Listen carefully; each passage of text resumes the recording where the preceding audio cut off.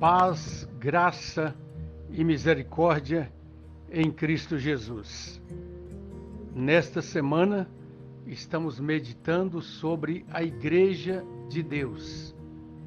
Estamos falando sobre o nosso papel, crentes em Jesus Cristo, que são o sal da terra e a luz do mundo, conforme Jesus, o nosso Senhor, ensinou.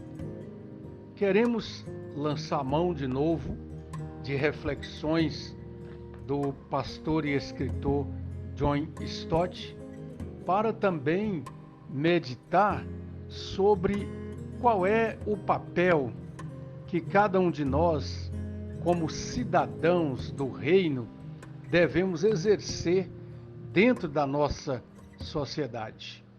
Nós temos também uma responsabilidade social.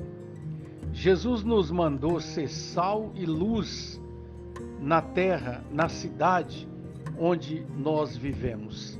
Se, portanto, a escuridão e a putrefação estão aumentando, em grande parte é por falha nossa e precisamos aceitar boa parte da nossa culpa.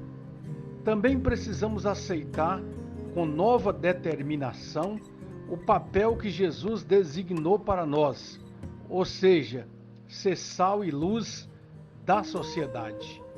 Não são apenas os indivíduos que podem ser mudados. As sociedades também podem. É claro que não conseguiremos uma sociedade perfeita, mas nós podemos dar o melhor de nós para trazer uma sinalização clara do reino, mudando os relacionamentos sociais. Sim, os cristãos não são utopistas. Cristãos bíblicos não creem que nós conseguiremos transformar a terra no céu, que nós conseguiremos criar aqui na terra uma sociedade totalmente justa, totalmente igualitária. Sabemos que até Cristo voltar em glória, não haverá uma sociedade de perfeita paz e justiça.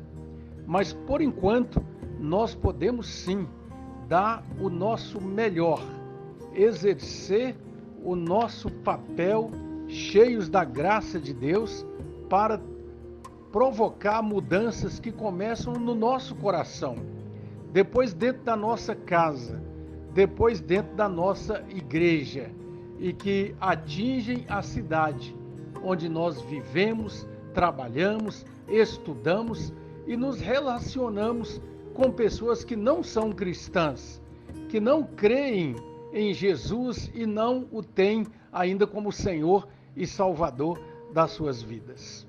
Há algumas coisas que eu e você, que nós podemos fazer. Primeiro, há a oração. Não podemos deixar de lado as armas da oração, porque, como vimos no estudo passado, as armas da nossa milícia não são carnais, mas poderosas em Deus. Por isso, o apóstolo Paulo fala a Timóteo, 1 Timóteo 2, 1 e 2, da necessidade de orarmos pelos que se acham investidos de autoridade, para que tenhamos uma vida tranquila e pacífica. No entanto, nós muitas vezes temos falhado muito na prática da intercessão. Há um relato histórico muito interessante de 1986, quando o presidente Marcos das Filipinas foi derrubado e era alguém que estava agindo contra o povo. E os cristãos filipinos atribuíram o fato ao poder da oração. A igreja esteve mobilizada, rogando a Deus que ele pudesse intervir no sentido de uma mudança social tremendamente importante. Primeira coisa, primazia para a igreja, para nós crentes, dentro dos nossos lares, no templo, na rua, onde estivermos, oração, clamor diante do Deus da justiça e da misericórdia, pedindo a sua intervenção sobre a vida nacional, sobre a vida da cidade, sobre a vida social. Em segundo lugar, evangelismo. Sim, nós precisamos saturar a sociedade onde nós vivemos com a mensagem do Evangelho. Porque quando o Evangelho chega ao coração, é o Espírito Santo de Deus que já agiu em nós, nos levando a Cristo, nos perdoando em Cristo, nos fazendo entender e dizendo ao nosso espírito que nós somos filhos de Deus, e o Espírito Santo pode agir de forma maravilhosa na vida social. Sim, um escritor cristão, ele diz algo muito interessante, chamado John Taylor. Ele disse assim: mas invariavelmente o que muda a balança do desespero para a fé é a pessoa que se eleva acima da situação. Sim, William Carey foi um homem que serviu às missões, que pregou o Evangelho. Ele transcendeu a situação, porque salvação não é o mesmo que solução. A salvação vem antes e torna a solução dos problemas difíceis uma grande possibilidade. A salvação pessoal, a salvação em primeira marcha, ainda é a porta de entrada, é a chave para destrancar a porta de muitas coisas que Deus vai fazer.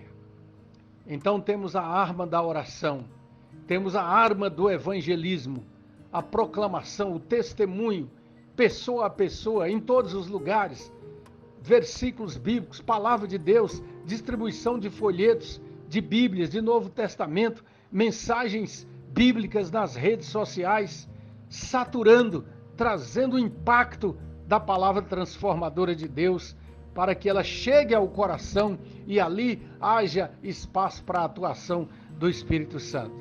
Mas temos uma terceira arma como Igreja de Cristo, é o exemplo. Os seres humanos são imitadores por natureza, por isso há um grande poder no exemplo.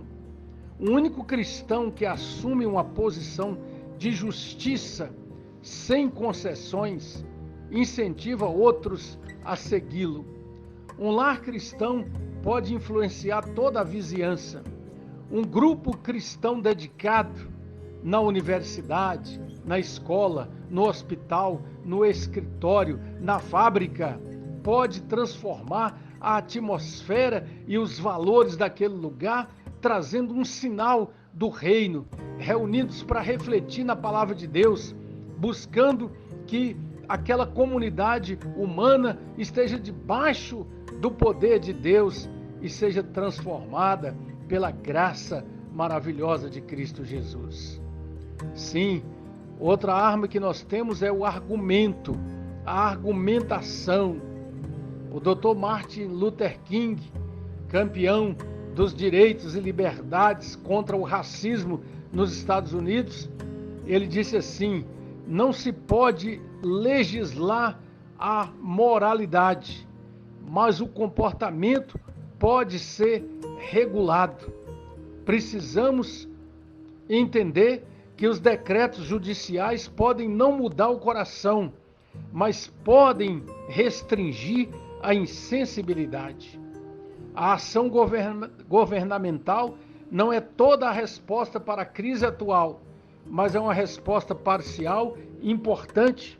A lei pode não fazer um empregador me amar, mas pode impedi-lo de recusar-se a me contratar por causa da cor da minha pele. Precisamos orar para que Deus levante mais pensadores éticos, que não só subam o Monte Sinai e declarem os mandamentos, mas argumentem que os padrões de Deus são os melhores. E a quinta arma é a ação, ou seja, nós podemos sim agir. Nós podemos compreender que a nossa participação política tem a ver com aquelas coisas importantes que Jesus envia, para as quais e pelas quais Jesus nos envia ao mundo, para sermos cidadãos responsáveis, exercer os nossos direitos democráticos, votar e procurar influenciar outras pessoas a fazer isso bem, falar e escrever sobre as questões atuais e, de toda forma, procurarmos ser sal e luz na sociedade onde nós vivemos. Mas existe ainda uma outra arma que Cristo ensinou à sua igreja: o sofrimento, ou seja, a disposição de sofrer por aquilo que nós cremos. O sofrimento é um teste da nossa autenticidade. Tanto o evangelismo como a ação social são atividades que custam nosso tempo, custam nosso dinheiro, custam nossa disposição. Sim, porque o evangelho, os padrões morais de Jesus Cristo não são populares. Pelo contrário, eles vêm para desafiar o nosso egoísmo.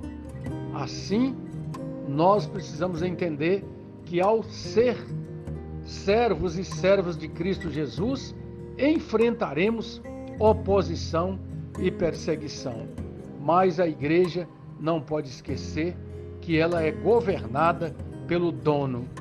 Por isso, a palavra de Deus nos diz em Efésios 3, versículo 10, para que pela igreja a sabedoria multiforme de Deus se torne conhecida agora dos principados e potestades nos lugares celestiais. 1 Coríntios 12, 28 diz que Deus estabeleceu dons na igreja para servir ao mundo.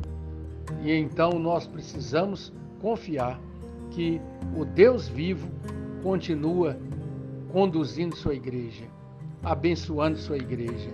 Ergamos a nossa cabeça, levantemos os nossos olhos, como diz o escritor aos Hebreus: levantai e andai, porque não é aqui o vosso descanso. Que Ele nos abençoe. Amém.